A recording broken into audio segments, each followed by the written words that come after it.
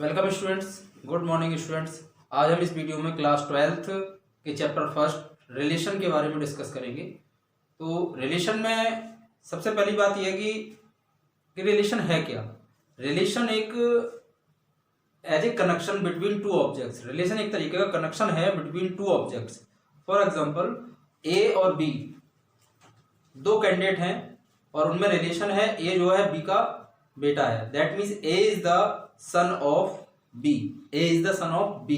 तो यहां पर रिलेशन हो गया सन, और हम ये भी कह सकते हैं B is the son of B is the father of A. हम ये या तो ये कहेंगे A is the son of B, या ये कहें B is the father of A. तो यहां पर रिलेशन उसमें शो हो रहा है सन का या फादर का। तो यहां पर रिलेशन एक तरीके से कनेक्शन को शो कर रहा है दो ऑब्जेक्ट्स के बीच में कनेक्शन का। तो relation is simply connection between two objects.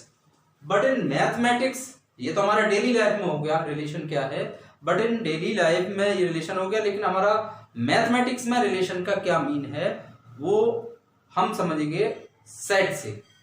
Relation is connect by set, जो कि आप 11th क्लास में अच्छे से आप पढ़ चुके हो। Set in maths. सेट मैं दोबारा आपको एक बार रिवाइज करा देता हूं। सेट है क्या? Set is a well defined collection of objects.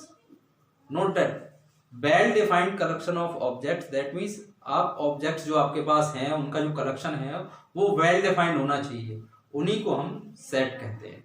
ये आप 11th क्लास में पढ़ चुके हैं। अब यहां पर उस सेट से ही हम क्या करेंगे, रिलेशन को डिफाइन करेंगे।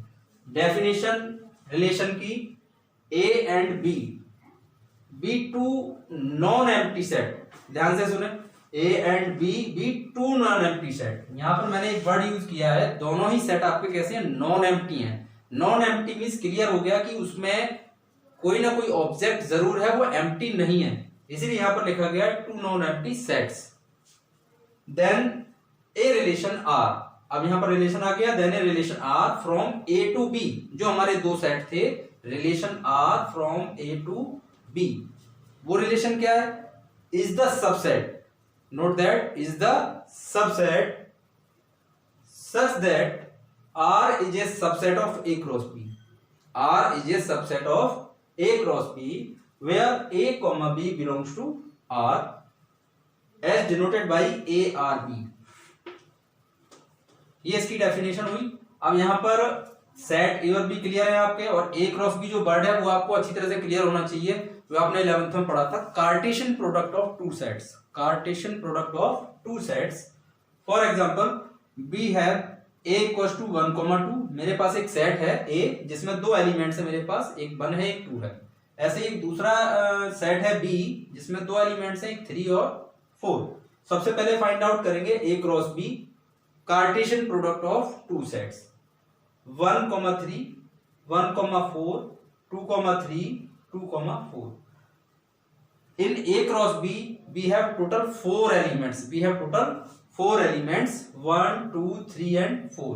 और ये सब ऑर्डर पेयर की फॉर्म में है, ये सभी ऑर्डर पेयर की फॉर्म में है। यहां तक आपको किसी को कोई प्रॉब्लम होनी नहीं चाहिए, जहां तक मैं समझ रहा हूं। A cross B 4 elements. अब हम डिफाइन करेंगे रिलेशन। अब आप ये देखिए, मैंने लिखा 1R3, 1R3। जैसा कि डेफिनेशन में बताया यहाँ पर A R B, R is related, A relate to B. तो ऐसे यहां पर मैंने लिखा 1R3। इट इज ट्रू और नॉट, ये आप देखेंगे ए क्रॉस बी से। ए क्रॉस बी में आप देखें 1, 3 एक हमारे पास ऑर्डर पेयर है।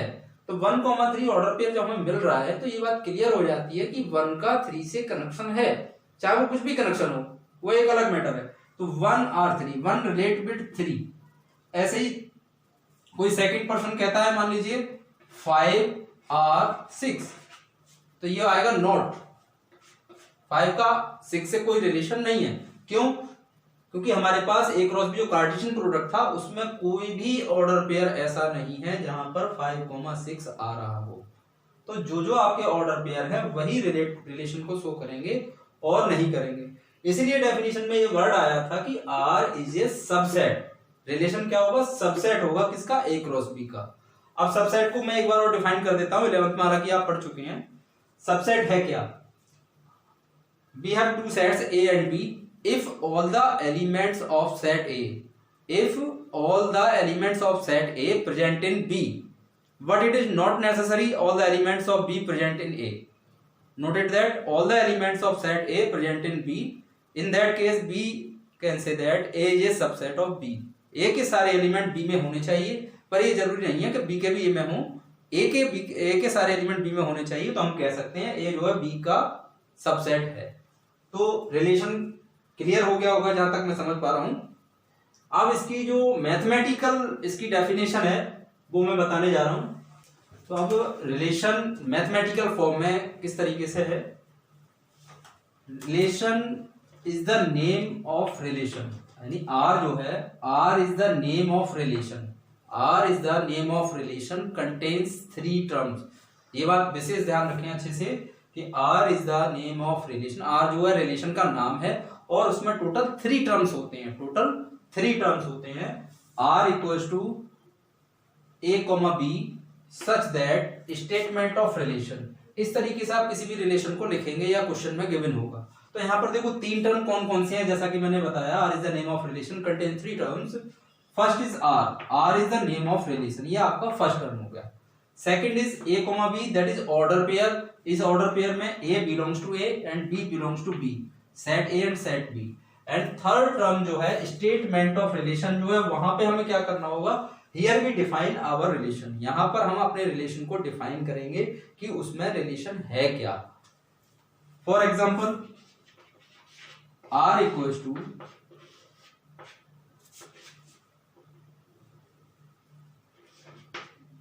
A, B such that A, B belongs to N and A equals to B plus 1. अब मैंने यहाँ पे एक नया रिलेशन बनाया है. R equals to A, B such that A, B belongs to N, A equals to B plus 1. R equals to, अब natural number है A और B, हमारे दोनों नेचुरल नंबर हैं. हम स्टार्ट करते हैं. A की वैल्यू मान लो 1 है. A की वैल्यू 1. रिलेशन यहाँ पर गिवन है A equals to B plus 1. आप A की वैल्यू अगर यहाँ पे 1 पुट करते हो तो क्या मिलेगा. B equals to 1 minus 1 0. यानी 1 पुट करने पर आपको मिला 0. If B put at A equals to 2, at A equals to 2, then 2 minus 1 1, तो B get 1. A आपने 2 रखा यहाँ पर तो आपको B की वैल्यू 1 मिली. ऐसे ही A हमने 3 रखा तो B आपको 2 मिला एंड सो ऑन. अब ये आपका रिलेशन हो गया. ये आपका रिलेशन हो गया. यहाँ पर भी 3 टर्म्स ही हैं.